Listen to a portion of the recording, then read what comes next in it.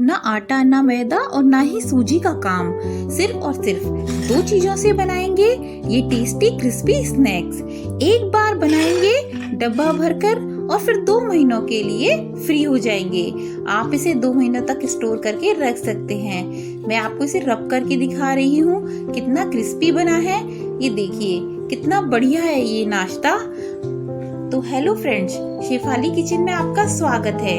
आज मैं आपके साथ एक बढ़िया से नाश्ते की रेसिपी शेयर करूंगी। तो आइए अब हम इसे बनाना स्टार्ट करते हैं। इसके लिए सबसे पहले हम एक बड़ा बोल लेंगे, उसके ऊपर हम एक छलनी रख देंगे और इसके अंदर हम आधा कप पोहा डाल देंगे। ये वही नॉर्मल पोहा है जो मार्केट में मिलता है। अब हम इस पोहे को अच्छे से 3 से 4 बार वॉश कर लेंगे और वॉश करने के बाद इस पोहे को मैंने इसी तरह से छलनी पे रख दिया है जिससे कि ये अच्छे से फूल जाए और इसका एक्स्ट्रा पानी निकल जाए। तो अब हम इसे साइड में रख देंगे। अब हम गैस पर एक पैन रखेंगे और उसके अंदर हम 2 चम्मच तेल डाल देंगे और जब हमारा ये तेल अच्छे से गर्म हो जाएगा इस टाइम पर इसमें हम थोड़ा सा जीरा डाल देंगे और जब जीरा हमारा अच्छे से क्रैकल हो जाएगा उसके बाद अब हम इसमें थोड़ी सी सफेद तिल डाल देंगे। आप चाहें तो इसकी जगह पे काले तिल भी डाल सकते हैं। थोड़ा सा हम इसमें हींग का पाउडर डाल देंगे, थोड़ी सी हम रेड चिली पाउडर डालेंगे और 2 पिंच के करीब हम इसमें हल्दी का पाउडर डालेंगे। इन सारी चीजों को हल्का सा हम रोस्ट कर लेंगे। रोस्ट हमने इसे अच्छे से कर लिया है। इस टाइम पर अब हम इसमें आधा कप बेसन ऐड करेंगे। बेसन हमने डाल दिया है और इसके बाद इन सारी चीजों को लो फ्लेम पे अच्छे से हम मिक्स करते हुए बेसन को भूनेंगे और इसी के बीच में हम इसमें थोड़ी सी कस्तूरी मेथी भी ऐड कर देंगे। कस्तूरी मेथी का स्वाद जो है इन पपड़ियों का स्वाद बहुत ही बढ़ा देगा। धीरे धीरे हमारा बेसन भी अच्छे से रोस्ट हो गया है और इसमें बहुत ही अच्छी खुशबू आने लगी है। इस टाइम पर अब हम गैस का फ्लेम बंद कर देंगे और अब हम इस बेसन को ठंडा होने देंगे। इसके बाद अब हम एक बड़ी परात लेंगे और उसके बाद इसके अंदर हमने जो पोहा भिगो के रखा था वो इसे हम डाल देंगे और अब हम इस पोहे को अपने हाथों से अच्छे से मसल के स्मूथ कर लेंगे। और इसी के साथ हमने जो बेसन ठंडा होने रखा था उसे भी इसमें डाल देंगे। अब हम इसमें कुछ चीजें डालेंगे। आधा चम्मच हम इसमें अमचूर का पाउडर डालेंगे, टेस्ट के अकॉर्डिंग नमक डालेंगे, थोड़ा सा हम इसमें गरम मसाला ऐड कर देंगे। इसके बाद अब हम इन सारी चीजों को अच्छे से मिक्स करेंगे और हम इसका एक डो बनाएंगे। वैसे तो पोहे के साथ ये बेसन अच्छे से मिल जाएगा और यदि हमें थोड़ा गीलापन कम लगे तो हम इसमें 2-4 बूंद पानी के भी ऐड कर लेंगे और इस तरह से हम इसका इस तरह का एक डो बनाकर तैयार कर लेंगे। आप देख सकते हैं डो हमारा बनके बिल्कुल अच्छे से रेडी हो गया है। अब हम इसकी पपड़ियां बनाएंगे। इसके लिए हम इसका छोटा सा पोर्शन इस तरह से निकालेंगे और हाथों पे अच्छे से मसलते हुए इसका एक रोल बनाकर इसकी ये देखिए पेड़ी बना देंगे। इसी तरह से हम एक एक करके सारी पेड़ियां तैयार कर लेंगे। अब हम एक चकला लेंगे, उसके ऊपर थोड़ा सा हम तेल डालेंगे और इस पेड़ी को भी हम ग्रीस कर लेंगे। अपनी हथेलियों से इस तरह दबाएंगे और बेलन की हेल्प से बहुत ही हल्के हाथों से हम इसे 2 से 3 बार बेलन को चलाएंगे। देख लिए पपड़ी हमारी अच्छे से रेडी हो गई है। हम इस पपड़ी को ना ज्यादा मोटा और ना ही ज्यादा पतला बेलेंगे। इसके बाद अब हम एक फोक लेंगे और उसकी हेल्प से इस पपड़ी को इस तरह से होल कर देंगे जिससे हमारी पपड़ी फ्राई करते टाइम पे ना फूले। हम इसे दोनों साइड से ही इस तरह से विक कर देंगे और इसके बाद हम सारी पपड़ियों को इसी तरह से तैयार कर लेंगे। सारी पपड़ियां हमारी बिल्कुल रेडी हो गई हैं और अब हमने एक गैस पर पैन के अंदर तेल को गर्म होने रख दिया था। तेल जो है हमारा मीडियम हाई होना चाहिए। उसके अंदर एक एक करके सारी पपड़ियों को हम इस तरह से डाल देंगे और हमें स्टार्टिंग में इन्हें बिल्कुल भी नहीं छेड़ना है। जैसे ही ये पपड़ियां ऊपर तैर कर आ जाएंगी किसी स्पून की हेल्प से हम इन्हें इस तरह से फ्लिप कर देंगे और इसके बाद हम इन्हें बिल्कुल क्रिस्पी करारा होने तक फ्राई करेंगे। आप देख सकते हैं सारी पपड़ियां हमारी अच्छे से सिक गई हैं और अब हम इन्हें इस पैन से निकाल लेंगे। इस टाइम पर इन पपड़ियों से बहुत ही अच्छी खुशबू आ रही है और अब हम पपड़ियों का दूसरा बैच भी इसी तरह से फ्राई कर लेंगे। तो लीजिए, तैयार हो गई हमारी सिर्फ 2 सामानों से बहुत ही हेल्दी, क्रिस्पी और टेस्टी ये पपड़ियाँ। ये जो स्नैक्स है ये खाने में तो टेस्टी होता ही है, साथ ही ये बहुत हेल्दी भी होता है। तो इस बार मेहमानों के आने पर, त्योहार पर या अपने इवनिंग स्नैक्स के लिए आप इस नाश्ते को रेडी कर सकते हैं और अपनी चाय का स्वाद दुगना कर सकते हैं। आपको इस स्नैक्स की recipe. Hello friends, Shefali kitchen में आपका स्वागत है। आज मैं दिवाली स्पेशल के लिए आपके लिए आटे के शक्करपारे की रेसिपी लेकर आई हूँ। यकीन मानिए, यदि आप ये आटे के शक्करपारे अपने घर पर बनाएंगे तो मैदा के शक्करपारे तो आप पक्का भूल ही जाएंगे। और ये शक्करपारे तेल में ना तो फटेंगे, ना ही तेल एब्जॉर्ब करेंगे और ना ही ये बाद में नरम पड़ेंगे। और सबसे खास बात यह है कि ये अंदर से एकदम खस्ता बनेंगे, परतदार बनेंगे और बिल्कुल हलवाई के जैसे क्रिस्पी बनेंगे। और यदि आपने इन्हें बनाकर मेहमानों को खिला दिया तो वो पक्का आपसे इसकी रेसिपी पूछेंगे और आपकी तारीफ किए बिना नहीं रह पाएंगे। तो आइए अब हम इन्हें बनाना स्टार्ट करते हैं। इसके लिए एक बड़ी परात के अंदर हम 2 कप आटा डालेंगे और इसके बाद अब हम एक मिक्सी का जार लेंगे और उसके अंदर हम आधा कप शुगर डालेंगे और इसी के साथ 3 चम्मच हम इसमें सूजी के डाल देंगे। सूजी हमने डाल दी है। अब हम इन दोनों चीजों को अच्छे से पीस लेंगे जिससे कि इनका एक फाइन पाउडर तैयार हो जाए। हमने इन्हें अच्छे से पीस लिया है। मैं आपको दिखाती हूँ, ये बिल्कुल बारीक पिसा है। अब हम इस जो पाउडर हमने तैयार किया है इसे जो परात में आटा रखा है उसके अंदर डाल देंगे।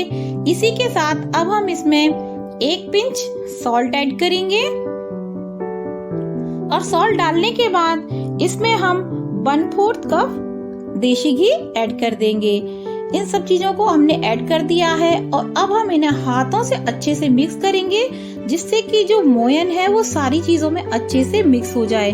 कि मोयन जितने अच्छे से हमारा मिक्स होगा आटे के साथ तो हमारे जो शक्करपारे हैं वो बहुत ही खस्ता बनेंगे। इसके बाद अब हम इसमें पानी ऐड करते हुए रोटी से थोड़ा हार्ड आटा तैयार कर लेंगे।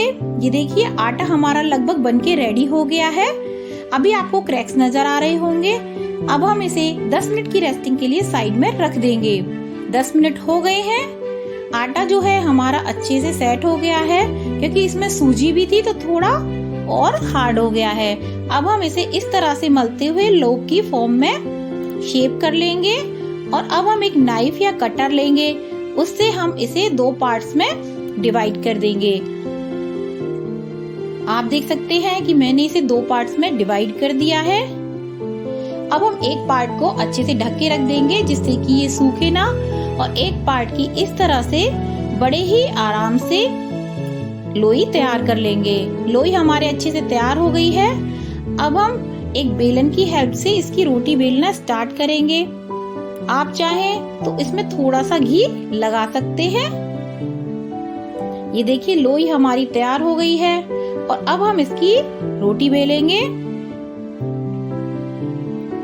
जो हम शक्करपारे के लिए रोटी बेलेंगे वो हमें मोटी ही रखनी है। अगर हम पतली रोटी बेल देंगे तो जो शक्करपारे हैं वो एकदम टाइट बनेंगे और खस्ता नहीं बनेंगे। रोटी हमारी अच्छे से बिलकर तैयार हो गई है। अब हम नाइफ लेंगे या कोई कटर लेंगे, उससे इसके सारे रफ एजेस को निकाल देंगे। बेसिकली हमें इसका एक स्क्वायर पार्ट यूज करना है। ये देखिए, चारों किनारों को मैंने निकाल दिया है और अब हम इसको छोटी छोटी स्ट्रिप्स में कट करेंगे और दूसरी साइड से भी इसी तरह कट करेंगे। ये देखिए, मैं इसकी मोटाई दिखा रही हूँ कि हमें शक्करपारों की मोटाई किस तरह से रखनी है। ये देखिए, अब हम इसके शक्करपारे कट कर लेंगे। इसकी लंबी लंबी पट्टियां तैयार कर ली हैं। दूसरी साइड से भी अब हम इसे स्क्वायर शेप में इस तरह से कट कर लेंगे। तो आप देख सकते हैं शक्करपारे जो हैं हमारे बिल्कुल कट के रेडी हो गए हैं और एकदम परफेक्ट हैं। अब हम इन सारे शक्करपारों को एक प्लेट में निकाल लेंगे तो लीजिए, इस तरह से हमने हमारे सारे शक्करपारों को रेडी कर लिया है। अब हम इन शक्करपारों को गरम तेल में डीप फ्राई करेंगे। उससे पहले मैं आपको दिखाती हूँ कि तेल जो है कितना गरम होना चाहिए।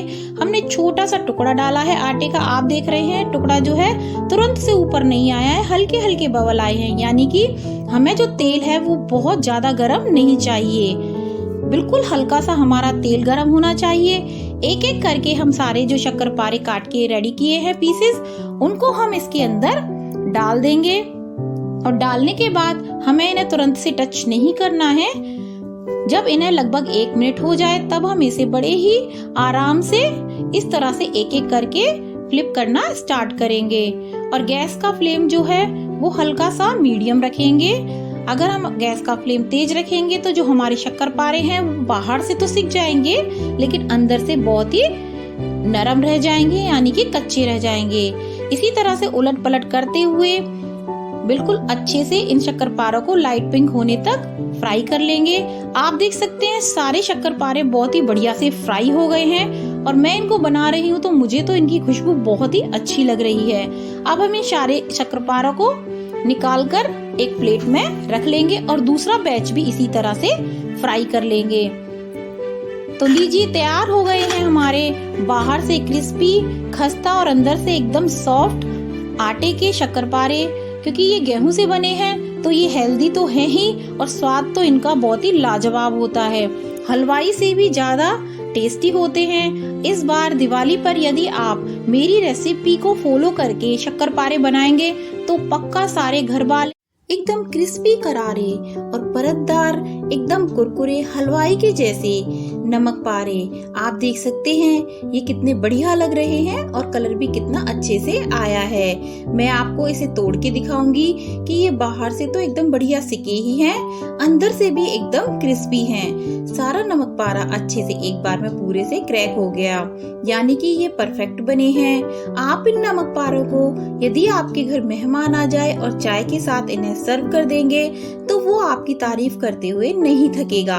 तो आइए अब हम इन्हें बनाना स्टार्ट करते हैं। इसके लिए एक बड़ी परात में 1 कप हमने मैदा लिया है, थोड़ा सा हम इसमें अजवाइन डाल देंगे, टेस्ट के अकॉर्डिंग नमक डाल देंगे और आधा चम्मच हम इसमें ब्लैक पेपर पाउडर डालेंगे। इसी के साथ 2 चम्मच हम इसमें तेल डालेंगे।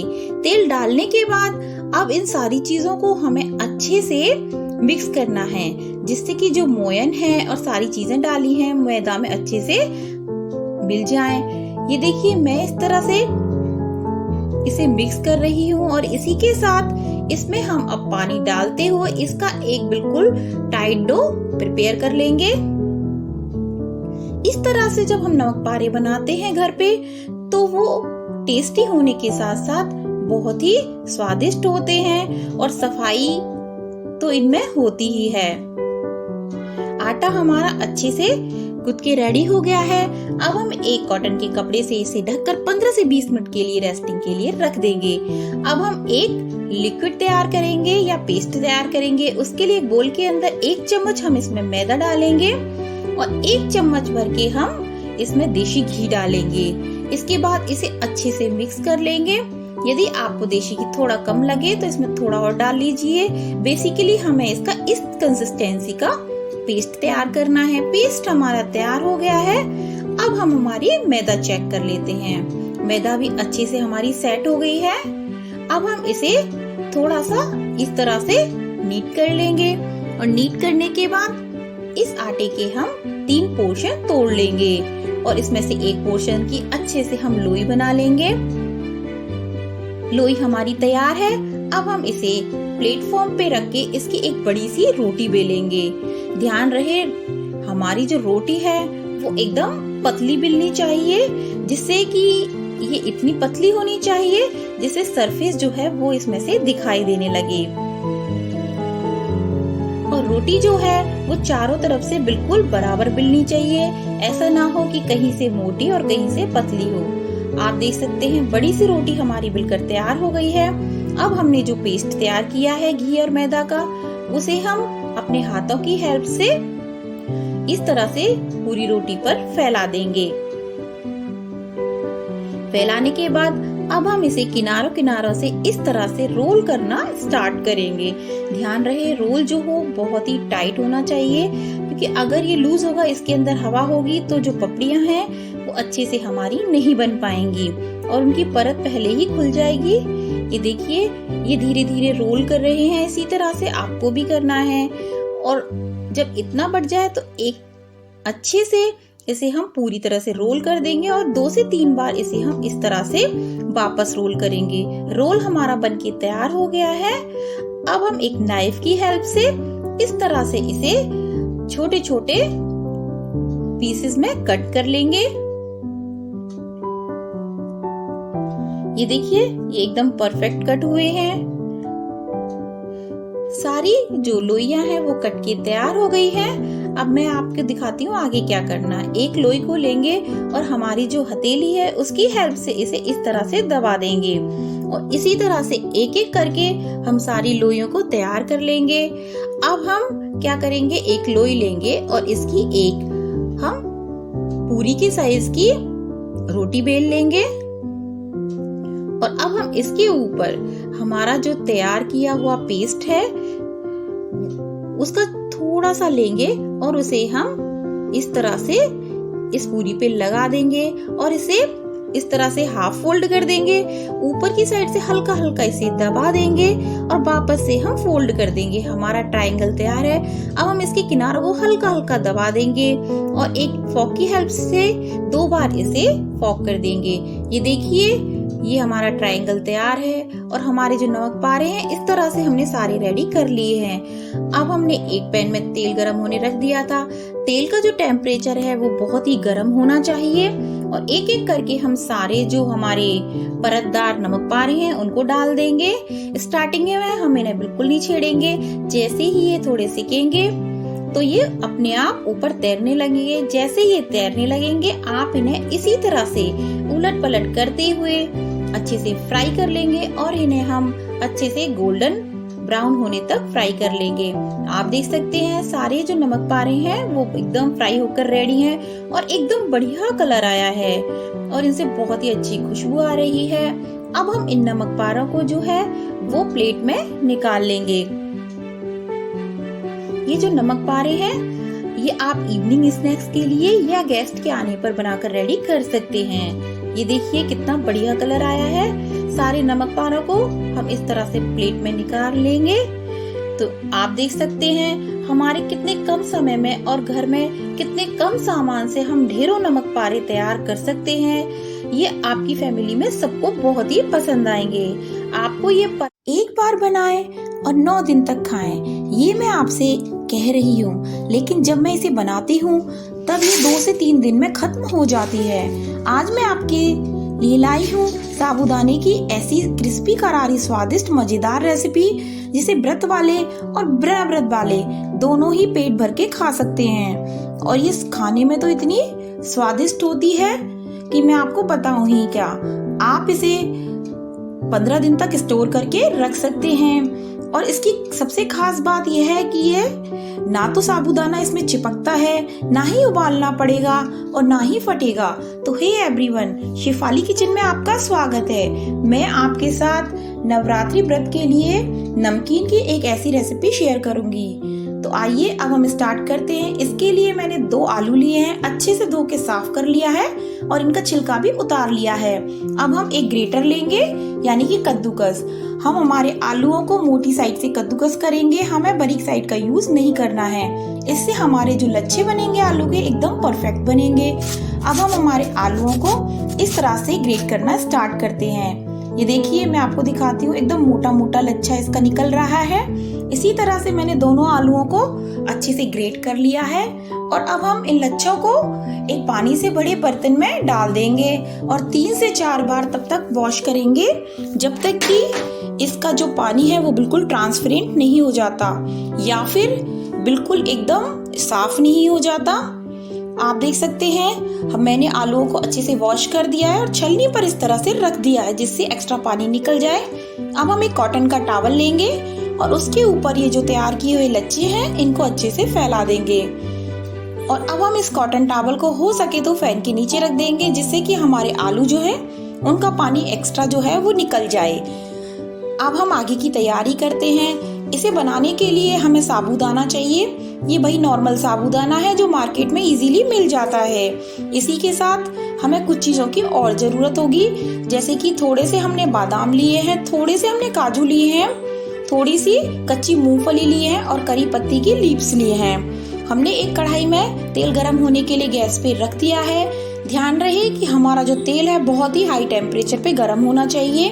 और अब हम इसके अंदर हमारे जो साबूदाने के दाने हैं उनको डाल देंगे। जैसे ही हम इन्हें डालने लगेंगे ये अपने आप से ऊपर धीरे धीरे तैरने लग जाएंगे और इसमें थोड़े से बबल बनने लगेंगे। जैसे ही बबल बनना बंद हो जाएगा तो हमें पता चल जाएगा कि हमारे जो साबूदाने हैं वो अच्छे से फ्राई हो गए हैं, क्रिस्पी हो गए हैं और भी निकालने के लिए रेडी हैं। अब हम इन्हें थोड़ा सा उलट पलट करेंगे और इसी तरह से अब हम इन्हें छलनी की हेल्प से इस गरम तेल से निकाल लेंगे। आप देख सकते हैं कि हमारे जो साबूदाने हैं वो अच्छे से पॉपअप भी हो गए हैं। इसके बाद हमारे जो बाकी के साबूदाने हैं उनको भी हम फ्राई कर लेंगे। ये देखिए, मैं आपको दिखाती हूँ कि इसी तरह से दूसरा बैच भी हम इसी तरह फ्राई कर लेंगे। साबूदानों को फ्राई करते समय हमें टेम्परेचर हाई ही रखना होगा और इसी तरह से दूसरा बैच भी हम इसका बना लेंगे या रेडी कर लेंगे और इनको भी हम प्लेट में निकाल लेंगे। साबूदानों को फ्राई करने के बाद अब हम गैस का फ्लेम बिल्कुल लो कर देंगे, तेल को थोड़ा ठंडा होने देंगे। अब हम इस जो छलनी है इसके अंदर हमारे बादाम डाल देंगे। उन्हें थोड़ा सा इस तरह से फ्राई करेंगे जिससे कि ये जल ना जाए और उसके बाद इन्हें इस तरह डाल के 2-3 बार इस तरह घुमाएंगे और इन्हें फ्राई करके निकाल लेंगे। इसी तरह से काजुओं को भी डालेंगे और हमें इन्हें थोड़ा सा बिल्कुल लाइटली ही फ्राई करना है। ये फ्राई हो गए हैं और अब हम इन्हें भी अच्छे से प्लेट में निकाल लेंगे। काजू के बाद हम हमारी मूंगफली लेंगे, उन्हें भी इसी कढ़ाई में डालकर इसी तरह उलट पलट करते हुए सेक लेंगे। ध्यान रहे टेम्परेचर हमारा जो तेल का है वो बहुत ही लो होना चाहिए। मूंगफली हमारी फ्राई हो गई है। अब हम करी पत्तों को भी इसी के साथ फ्राई कर लेंगे। ये जो सारी चीजें हैं अच्छे से फ्राई हो गई हैं। अब हमारे जो आलू हैं उनको लेंगे और उनको इस तरह से डालेंगे गरम तेल में और टेम्परेचर इस टाइम पर हम गैस का हाई ही कर देंगे और इसे इसी तरह से क्रिस्पी करारा होने तक उलट पलट करते हुए फ्राई कर लेंगे। आप देख सकते हैं आलू हमारे जो हैं अच्छे से फ्राई हो गए हैं और अब हम इन्हें निकाल लेंगे और इसी तरह से हम सारे जो आलू हैं उनको भी फ्राई कर लेंगे। हमारे आलू के लच्छे भी अच्छे से फ्राई हो गए हैं और बहुत ही क्रिस्पी भी हो गए हैं। हमारी सारी चीजें अच्छे से फ्राई हो गई हैं। अब हम इन्हें एक परात में डालेंगे। सबसे पहले हमारा तैयार किया हुआ साबूदाना डालेंगे। इसके बाद जो ड्राई फ्रूट्स, पीनट्स और जो करी पत्ता हमने फ्राई किया था वो ऐड कर देंगे। इस सब के बाद हम इसमें आलू का लच्छा जो तैयार किया है फ्राई करके वो हम इसके अंदर डाल देंगे। आप देख सकते हैं कितना बढ़िया आलू का लच्छा हमारा तैयार हुआ है। हाफ चम्मच के करीब हम इसमें ब्लैक पेपर पाउडर ऐड कर देंगे और टेस्ट के अकॉर्डिंग हम इसमें सेंधा नमक डाल देंगे क्योंकि हम इसे व्रत के लिए बना रहे हैं। नहीं तो हम इसमें chaat masala, red chilli powder या हल्दी पाउडर भी ऐड कर सकते थे। इस टाइम पर आप चाहें तो इसमें पाउडर शुगर भी ऐड कर सकते हैं। आप देख सकते हैं कितनी बढ़िया से हमारी नमकीन बनके तैयार हो गई है। हमने इन्हें अच्छे से मिक्स कर लिया है और इससे इस टाइम पर तो बहुत ही अच्छी खुशबू आ रही है और मुझे तो इसे अभी से खाने को मन हो रहा है। तो लीजिए, तैयार हो गई है नवरात्रों के 9 दिन के लिए स्पेशल स्नैक्स। आप इसे कभी भी ट्राई कर सकते हैं। आप इसे व्रत वाले या नॉन व्रत वाले दोनों ही खा सकते हैं और अपनी चाय का मजा दुगना कर सकते हैं। आपको ये रेसिपी यदि अच्छी लगी हो तो प्लीज मेरी वीडियो को लाइक कीजिएगा।